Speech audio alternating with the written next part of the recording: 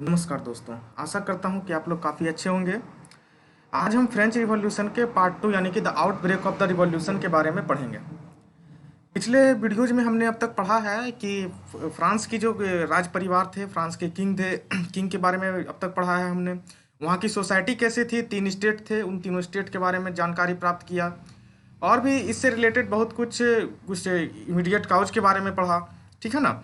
लेकिन अब हमें क्या पढ़ना है, जो फ्रेंच रिवॉल्यूशन हुआ था उसकी शुरुआत कैसे हुई, इस चीज़ पर हम आज डिस्कस करेंगे, ठीक है। तो आते हैं हम अपने पहले स्लाइड पर।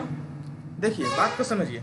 तो हमने शुरुआत के कुछ लेक्चर में किंग के बारे में बताया था। जब वो लुई 16 जब किंग बने थे तो उन्हें टोटली जो उनका ट्रेजरी था, जो उनका खजाना था, पूरा खजाना खाली मिला था उनको, ठीक है ना। तो खजाना खाली मिला था और राज्य चलाने के लिए जो खर्च होता था, खर्च वहन करना पॉसिबल नहीं हो पा रहा था। तो उनके लिए उन्हें क्या करना पड़ रहा था, बार बार टैक्स बढ़ाने की आवश्यकता पड़ रही थी। तो वहाँ टैक्स बढ़ाने का एक रूल था, आप जैसा कि देख रहे होंगे स्लाइड में लिखा हुआ है। वो रूल क्या था, हम पेन लेके बताने का प्रयास करते हैं। In France of the old regime the monarch did not have the power to impose tax, ठीक है, impose tax according to his will alone. जो वहाँ के मोनार्क थे वो अपने दम पावर पर टैक्स को नहीं लगा सकते थे, ठीक है। तो टैक्स कैसे लगाते वो, तो टैक्स लगाने के लिए वहाँ पर एक स्टेट जनरल हुआ करता था। स्टेट जनरल जो होता था उसकी मीटिंग बुलानी पड़ती थी। किन्हें, वहाँ के राजा को, वहाँ के जो मोनार्क थे उनको एक स्टेट जनरल की मीटिंग बुलाना पड़ता था और वहाँ पर उस प्रपोजल को पास कराना पड़ता था। न्यू टैक्स जो भी या तो बढ़ेगा या तो घटेगा, टैक्स बढ़ने या घटने को लेकर के जो प्रपोजल है उसको पास करवाना पड़ता था। अब वहाँ का जो स्टेट जनरल था उसके स्ट्रक्चर को आपको समझना पड़ेगा। वहाँ का स्ट्रक्चर, उस स्टेट जनरल का स्ट्रक्चर कैसा था। देखिए, स्टेट जनरल जो था was a political body to which the 3 state sent their representative. However the monarch alone could decide when to call a meeting of this body. देखिए, जो 3 state जो वहाँ पे था, 3 स्टेट में, तीनों स्टेट से कुछ रिप्रेजेंटेटिव वहाँ जाते थे। ये रिप्रेजेंटेटिव की संख्या क्या होती थी, इस पर भी अभी हम डिस्कस करेंगे, ठीक है ना। तो एक स्टेट जनरल हुआ करता था। स्टेट जनरल में किसी भी प्रकार के टैक्स को बढ़ाने के लिए स्टेट जनरल की मीटिंग आवश्यक थी। और भी मुद्दों को लेकर के स्टेट जनरल की मीटिंग आवश्यक थी, लेकिन स्टेट जनरल की मीटिंग काफ़ी समय से नहीं हो रही थी। स्टेट जनरल की अंतिम मीटिंग 1614 ईस्वी में हुई थी, ठीक है।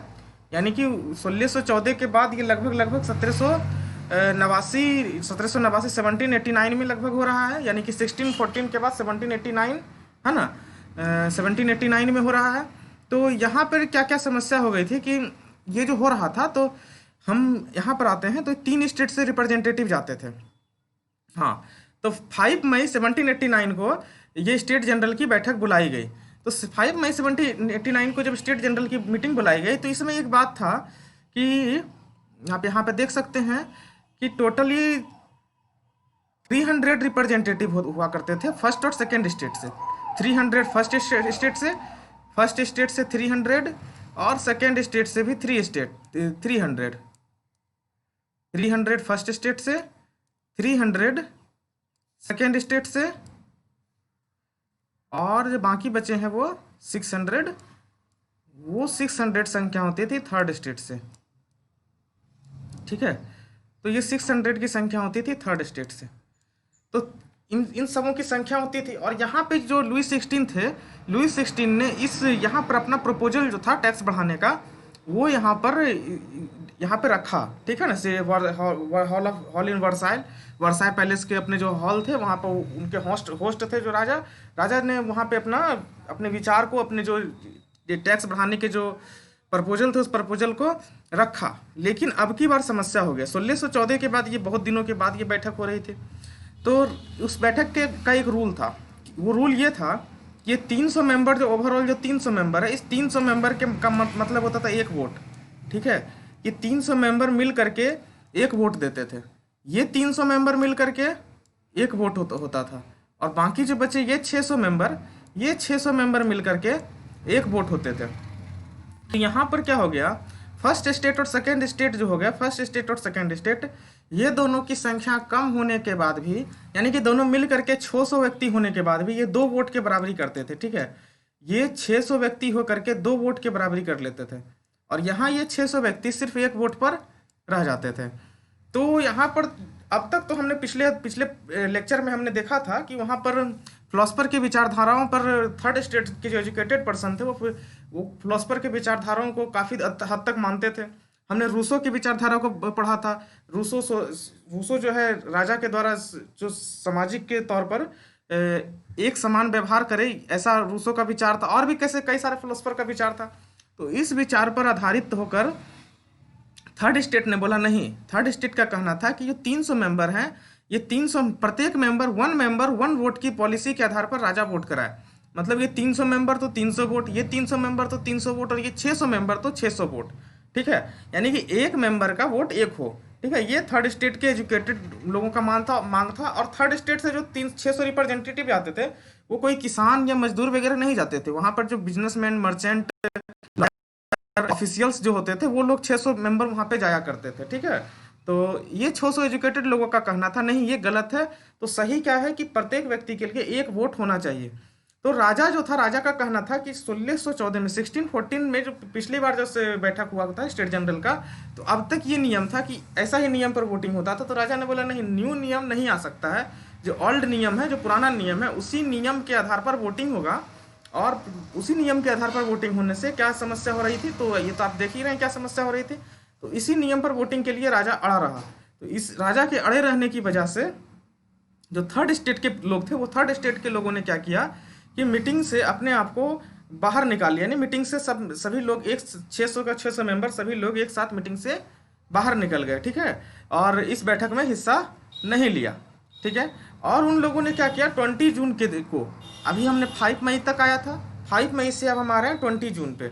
20 जून को क्या हुआ, 20 जून को उन सभी लोगों ने, थर्ड स्टेट वालों ने हॉल ऑफ एक इंडोर टेनिस स्टेडियम था वर्साइल में ही, तो वहाँ पर उन लोगों ने अपना खुद का बैठक बुलाया और उस बैठक का नाम दिया नेशनल, उस संस्थान का, उस जो जहाँ पर लोगों ने बैठा उन लोगों ने अपने संस्थान का नाम दिया नेशनल असेंबली। नेशनल असेंबली का काम था एक कॉन्स्टिट्यूशन को ड्राफ्ट करने, कॉन्स्टिट्यूशन को तैयार करना। ठीक है, और उस कॉन्स्टिट्यूशन के माध्यम से फ्रांस के जो मोनार्क हैं उनके पावर को लिमिट करना, उनकी जो शक्तियां हैं उनको कम करना। ठीक है, एक हद तक लाना। और ये जो कॉन्स्टिट्यूशन बनाना था, इस कॉन्स्टिट्यूशन के माध्यम से वो फ्रांस के शासक को उस संविधान के अंतर्गत काम करने के लिए मतलब कि दबाव बनाना चाहते थे, प्रभावित करना चाहते थे कि जो वहाँ काम हो, जो कार्य हो, वो इसी कानून के अंतर्गत हो, इसी संविधान के अंतर्गत हो। इसको लेके 20 जून से ये काम शुरू हो गया। ठीक है, चलते हैं हम नेक्स्ट स्लाइड पे। अच्छा, ये जो यहाँ पर हम देखे थे, तो यहाँ पे जो देखिए ये जो सारा चीज हुआ, भले ही ये थर्ड स्टेट वालों ने किया, लेकिन इनके प्रतिनिधित्व तो 2 लोगों ने किया। ठीक है, ये 2 लोगों के नाम आप देख रहे हैं। ये जो 2 लोग थे, ये फर्स्ट स्टेट और सेकंड स्टेट से थे। ठीक है, फर्स्ट स्टेट यानी कि कैलर्जी से थे और सेकंड स्टेट यानी कि नोबिलिटी से थे। हाँ, तो अब देखिए क्या हुआ। Well the national assembly was busy at Versailles drafting a constitution, the rest of France seated with turmoil severe winter. हाँ, तो वहाँ पे क्या हो गया कि सारा जो वर्साइल के जो नेशनल असेंबली के जो लोग थे वो क्या कर रहे थे, कॉन्स्टिट्यूशन के ड्राफ्ट करने में व्यस्त थे। उनके कॉन्स्टिट्यूशन में ड्राफ्ट करने के व्यस्तता के दौरान ही वहाँ पर खाद्य पदार्थों की काफ़ी कमी हो गई। ठीक है, खाद्य पदार्थों की काफ़ी कमी होने की वजह से कुछ लोग वहाँ पे क्या कर रहे थे, जिनके पास अच्छी आर्थिक स्थिति थी, वो लोग खाद्य पदार्थों का स्टोर कर रहे थे, स्टोरेज कर रहे थे। जबकि जिन लोगों की आर्थिक स्थिति अच्छी नहीं थी, वो लंबे लंबे लाइनों में लगे हुए रहते थे। इसके वजह से वहाँ क्या समस्या हो गई कि राजा को लगा कि इस तरह से जब लोग बेवजह भीड़ लगा रहे हैं, बेकरी की दुकानों पे बेवजह मारपीट चल रहा है, तो इसको लेकर के राजा ने अपने सेना को वहाँ शहर की ओर भेज दिया। जब राजा ने अपने सेना को शहर की ओर भेज दिया, एक्चुअली राजा ने सेना को इसलिए नहीं भेजा था कि वहाँ पर जा करके लोगों को प्रताड़ित करना है। सेना को इसलिए भेजा गया था कि जो विवाद हो रहा है बेकरी वाले और आम लोगों में, उस विवाद को सुलझाया जाए, उस विवाद को समाप्त किया जाए। ठीक है, और अनावश्यक मारपीट ना हो। लेकिन ये अफवाह फैला दिया गया कि राजा ने सेना को भेजा है और वो सेना सारी फ्रांस को, मतलब फ्रांस के उस इलाके को लोगों को मारना चाहती है, लोगों पर दबाव बनाना चाहती है, लोगों को पीटना चाहती है, इस तरह के अफवाह के वजह से। तो इस तरह की अफवाह जब फैल गई तो आम लोगों को लगा कि जब सेना आ रही है तो सेना से लड़ने के लिए हमें क्या करना, हमें हथियार की जरूरत होगी। और उस हथियार को प्राप्त करने के लिए वो लोग सरकारी बिल्डिंगों पर हमला करने लगे, बेस्टिल के फोर्ट फोर्ट पर हमला कर दिया। ठीक है, और इस तरह से जो है एक काफ़ी काफ़ी भयानक माहौल वहाँ पे बन गया। ठीक है ना, काफ़ी ज़्यादा विवाद फैल गया।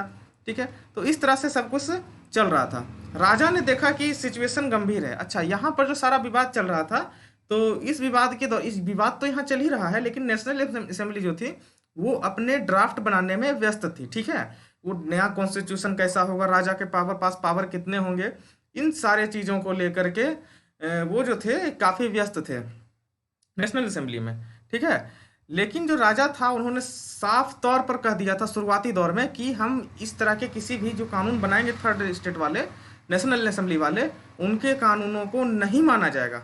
लेकिन जब सिचुएशन गंभीर हो गई, सिचुएशन गंभीर होने का मतलब कि सारे लोगों ने फोर्ट पर हमला करना शुरू कर दिया, पूरी तरह से जनता जो है एकदम आक्रोशित हो चुकी थी, खाद्य पदार्थों की कमी उन्हें और आक्रोशित कर, आग में घी का काम कर रही थी। ऐसा जब कंडीशन बन गया तो इस कंडीशन में क्या हो गया कि राजा के पास एक मजबूरी हो गई। राजा ने मजबूरी में, लुई 16 ने finally accord recognise to national assembly to and accept the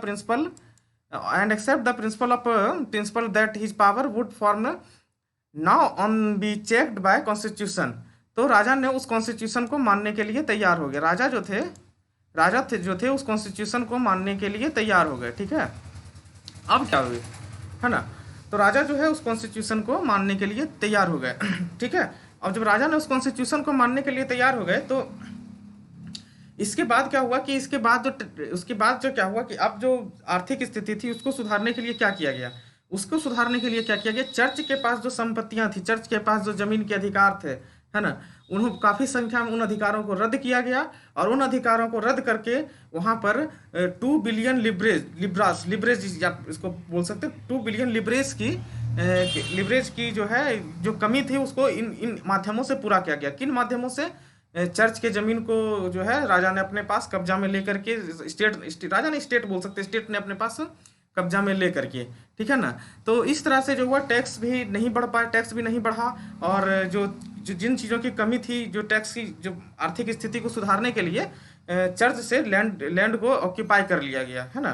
तो और क्या किया गया, टाइथ एक टैक्स जो लिया जाता था चर्च के द्वारा उसको भी अबॉलिश कर दिया गया, टाइथ टैक्स अब नहीं लिया जा सकता था। तो हमने यहाँ तक पढ़ा। अब क्या हुआ कि फ्रांस जो था यहाँ तक होने के बाद फ्रांस में क्या हो गया, फ्रांस जो था अब वो कॉन्स्टिट्यूशनल मोनार्की बन गया। कॉन्स्टिट्यूशनल मोनार्की आप समझ सकते हैं क्या होता है। ठीक है, कॉन्स्टिट्यूशनल मोनार्की क्या होता है। कॉन्स्टिट्यूशनल मोनार्की मतलब कि मोनार्की अभी भी थी, राजा अभी भी थे, राजा जो थे अभी भी खानदानी जो वंश था उनका, वो अभी भी राजा ही थे। लेकिन अब जो राजा थे उस राजा को क्या करना था कि उस राजा को अब एक संविधान के अंतर्गत कार्य करना था, है ना। उनकी तानाशाही, उनकी जो शक्तियां थी उन्हें काफ़ी हद तक लिमिट कर दिया गया। ठीक है, उनकी शक्तियों को काफ़ी हद तक लिमिट कर दिया गया। The national assembly completed the draft of constitution in 1791। 1791 में जो ड्राफ्ट जो तैयार किया जा रहा था वो ड्राफ्ट जो था कंप्लीट हो गया, मतलब कॉन्स्टिट्यूशन ऑलरेडी बन के तैयार हो गया। ठीक है ना, its main object was to limit the power of the monarch, this power instead to being concentrated in the hand of one person were now separated and assigned to different institution, the legislature, the executive, and judiciary. This made France a constitutional monarchy. तो एक प्रकार से France क्या हो गया, constitutional monarchy हो गया। Judiciary जो है अलग हो गई, और एग्जीक्यूटिव जो है उनके पावरों को बता दिया गया, लेजिस्लेटिव को पावरों को बता दिया गया। इस प्रकार से फ्रांस एक प्रकार का कॉन्स्टिट्यूशनल मोनार्की बन गया। यहाँ पर वोटिंग राइट लोगों को मिले, लेकिन ये वोटिंग राइट सभी लोगों को नहीं मिले। वहाँ पर दो तरह के सिटीजन तैयार हुए। एक प्रकार के सिटीजन जिन्हें हम एक्टिव सिटीजन के तौर पर यहाँ देख रहे हैं, एक प्रकार के सिटीजन जिन्हें कि हम यहाँ एक्टिव सिटीजन के तौर पर देख रहे हैं। ठीक है, ये एक्टिव सिटीजन की संख्या लगभग 4 मिलियन थी, टोटल 28 मिलियन पॉपुलेशन में, about 4 million of A population of 28 million. 28 million लोगों में से 4 मिलियन लगभग एक्टिव सिटीजन हुआ करते थे। ये एक्टिव सिटीजन कौन होते थे? देखिए, एक्टिव सिटीजन वैसे लोगों को कहा जाता था जो कि आप यहाँ देख सकते हैं, एक्टिव सिटीजन वैसे लोग थे जो कि 3 दिनों के श्रमिकी के तौर पर, यानी 3 दिनों के श्रमिक भत्ते या श्रमिक वेतन के तौर बराबर वो क्या करते थे, टैक्स पे करते थे, ठीक है ना। एक्टिव, पहली बात तो एक्टिव और पैसिव में एक और अंतर समझ लीजिए। एक वहाँ पर महिलाओं को वोटिंग राइट नहीं मिला, ठीक है, तो मिला कि नहीं, मेन को मिला, ठीक है, मेन को मिला। वैसे मेन को मिला जो कि 3 दिनों के बराबर, 3 दिनों के वेतन के बराबर टैक्स पे किया करते थे, तो उन लोगों को क्या मिला, वोटिंग राइट मिला। 25 साल से कम उम्र के ना तो महिलाओं को मिला ना तो पुरुषों को मिला, ठीक है। तो इस तरह से क्या हुआ, वहां पर एक्टिव सिटीजन और पैसिव सिटीजन बने। पैसिव सिटीजन के पास किसी भी प्रकार की वोटिंग राइट नहीं थी। ये एक्टिव सिटीजन क्या करते थे, अपने वोट से जुडिशरी से जुड़े हुए लोग, यानी कि जज वगैरह के टीम को, जज की बहालियों में ये लोग वोटिंग के माध्यम से जज को चुना करते थे। और क्या करते थे ये लोग, वोटिंग के माध्यम से 50,000 मेन को, 50,000 लोगों को, पुरुषों को ही इलेक्ट्रोलर के तौर पर चुनते थे। ये 50,000 इलेक्ट्रोलर कौन होते थे, बात इस पर भी आता है कि ये 50,000 इलेक्ट्रोलर थे कौन। तो देखिए, ये जो एक्टिव सिटीजन थे, एक्टिव सिटीजन में वैसे लोग जो कि काफ़ी अधिक मात्रा में टैक्स पे करते थे। ये लोग तो जो 3 दिन के बराबर टैक्स पे किए वो एक्टिव सिटीजन बन गए, लेकिन उसमें भी जो अधिक मात्रा में टैक्स पे किया करते थे वो इलेक्ट्रोलर के पद पर उनमें से ही, एक्टिव सिटीजन में से ही जो 4 मिलियन लोग थे, उनमें से ही 50,000 लोगों को, 50,000 लोगों को इलेक्ट्रोलर के तौर पर चुन लिया जाता था, जो कि अधिक टैक्स पे करने वाले होते थे। ये वोटिंग के माध्यम से किया जाता था, ठीक है। अब ये 50,000 लोग जो थे, ये 50,000 लोग जो थे, यही 50,000 लोग में से खुद में से 745 मेंबर को चुना करते थे। ये जो 745 मेंबर होती थी, यही 745 मेंबर नेशनल असेंबली कहलाती थी। और ये नेशनल असेंबली जो थी ये कंट्रोल करती थी किंग को, ये किंग को कंट्रोल करती थी और ये उसके मिनिस्टर को भी कंट्रोल करती थी, ठीक है। ये उनके मिनिस्टर को भी कंट्रोल करती थी और उनके किंग को भी कंट्रोल करती थी। हालांकि किंग के पास एक वीटो पावर हुआ करता था, किंग के पास वीटो पावर भी हुआ करता था, ठीक है। हालांकि जुडिशरी जो थी, जुडिशरी पूरी तरह से स्वायत्त थी, जुडिशरी राजा के कंट्रोल से अब बाहर जा चुकी थी, ठीक है। जुडिशरी जो है पूरी तरह से स्वायत्त है। यहाँ एक्टिव सिटीजन वोटिंग के माध्यम से जज का चयन कर रहे हैं। लेकिन ये एक्टिव सिटीजन और पैसिव सिटीजन वाली बात में आप समझ रहे होंगे कि जब यहाँ पर हम मोनार्की को दूर कर रहे थे, ठीक है, जब हम यहाँ पर मोनार्की के, जब हम यहाँ आगे बढ़ रहे थे, यहाँ पर एक रिवॉल्यूशन आ रहा था, तो ये कैसा रिवॉल्यूशन हुआ, जब आम लोगों को वोटिंग राइट मिली ही नहीं, ठीक है। मात्र 28 मिलियन में से आप 4 मिलियन लोगों को वोटिंग राइट दे रहे हैं, ठीक है, और बाकी को आप नहीं दे रहे हैं। हालांकि उसमें कुछ वयस्क नहीं थे, कुछ बच्चे थे, तो बच्चों को छोड़ दीजिए, जो बड़े हैं आप उनको वोटिंग राइट नहीं दे पा रहे हैं। तो इसका मतलब है कि आप वोटिंग राइट क्यों नहीं दे पा रहे हैं, तो यानी कि यहाँ पर क्या हो गया, एक प्रकार से कह सकते हैं कि अमीरों का शासन आ गया, ठीक है। जो कि ऐसे लोग, पहले कैसे लोगों का शासन था, पहले सामान्य सामान्य नहीं थे, पहले वो जो थे फर्स्ट स्टेट और सेकंड स्टेट वालों के, वो काफ़ी ज़्यादा, वो भी अमीर थे, ठीक है, वो भी काफ़ी ज़्यादा मतलब प्रिविलेज सोसाइटी थे। तो एक प्रकार के प्रिविलेज क्लास को हटा करके एक नया प्रिविलेज क्लास तैयार करना ये हो गया, ठीक है ना। यानी कि जिसमें कि जो अधिक रिच लोग हों वही लोग यहाँ पे जा रहे हैं, इलेक्ट्रोलर में अधिक रिच लोग ही, इलेक्ट्रोलर जो थे वो अधिक रिच लोग बन रहे हैं, उनमें से नेशनल असेंबली में कुछ लोग जा रहे हैं और वो किंग पे कंट्रोल कर रहे हैं। यानी कि जो जिनकी आर्थिक स्थिति अच्छी है वो अभी भी उन्हीं के पास ही सत्ता है, ठीक है। तो थर्ड स्टेट में भी उन्हीं लोगों को इससे लाभ हुआ जिनकी आर्थिक स्थिति अच्छी थी। उसी बात को हमने यहाँ पर दर्शाने का प्रयास किया है। हालांकि वहाँ पर एक डिक्लेरेशन पेश किया गया था कॉन्स्टिट्यूशन में कि सभी नागरिक को समान तौर पर ट्रीट किया जाएगा, उनके लिए फ्रीडम अधिकार दिए जाएंगे, उनके लिए बोलने की स्वतंत्रता दी जाएगी, इक्वलिटी बिफोर लॉ। भले ही वोटिंग राइट में सब अलग अलग हो गए, लेकिन लॉ के पास, कानून के पास ये सभी लोग बराबर होंगे, ठीक है। आप राइट टू लाइफ की बात कर सकते हैं कि किसी भी लोगों के जीने का अधिकार, अगर जो व्यक्ति मतलब जन्म ले लिया है तो उनके जीने के अधिकार को नहीं छीना जा सकता है किसी भी परिस्थितियों में। हाँ, कुछ परिस्थितियों में उन्हें सरकार, जुडिशरी की तरफ से मौत की सजा दी जाती थी, लेकिन आमतौर पर आम लोग जो हैं वो किसी के जीने के अधिकार को नहीं छीन सकते थे, ठीक है। तो इस तरह से चलते रहा। इन बातों के बाद एक जर्नलिस्ट हुई जिनकी विचारों को भी देखना वहीं की थी, उनके विचारों को भी देखना जरूरी है। जैन पॉल नाम की जो जर्नलिस्ट थी, ये एक न्यूज़पेपर में, अपने न्यूज़पेपर में लिखी थी कि जैसे कि हमने पहले भी बताया था, ये जो न्यूज़पेपर में लिखी थी ये कोई बहुत बड़ा चेंज नहीं आया। चेंज आया, जरूर चेंज आया, राजा की शक्तियाँ कम हुई, ठीक है, राजा की शक्तियाँ कम हुई, लेकिन जो आम लोग थे उन आम लोगों के पास अभी भी वोटिंग राइट नहीं मिले। अभी भी passive voter, passive citizen, active citizen की बात रह गई। ठीक है, तो क्या हो गया कि वेल्थ वेल्थ जिनके पास है, जिनके पास अधिक धन है, वो क्या हो गए, वहाँ पर वोटर हो गए। तो इस तरह की बातें वहाँ पर चल रही थी। हमने हमने जो थे राजा पर अंकुश लगा दिया जरूर, लेकिन आम सामान्य लोगों को उनके वोटिंग राइट अवेलेबल नहीं कराया। ठीक है, सामान्य लोगों को उनके वोटिंग राइट, ये कैसी इक्वलिटी हो गई? इक्वलिटी मतलब हर व्यक्ति को वोट का राइट होना चाहिए था। तो इस तरह की बातें जो थी वहाँ पर पहले भी चला करती थी। ठीक है, आगे फिर हम देखेंगे कि ये सारी समस्याएं जो थी इनको कैसे, फिर इनका निदान कैसे निकाला गया।